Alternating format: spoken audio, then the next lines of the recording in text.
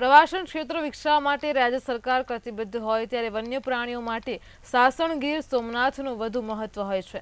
અમરેલીના ધારીમાં આવેલ આંબરડીના સફારી પાર્કમાં પર્યટકોની સુખ સુવિધાઓ વધારીને 21 કરોડ જેવી રકમથી સફારી પાર્કને વધુ સજ્જ કરવામાં આવ્યું છે, જેનું લોકાર્પણ વનમંત્રી મુળુભાઈ બેરાના વરદ હસ્તે કરવામાં આવ્યું હતું।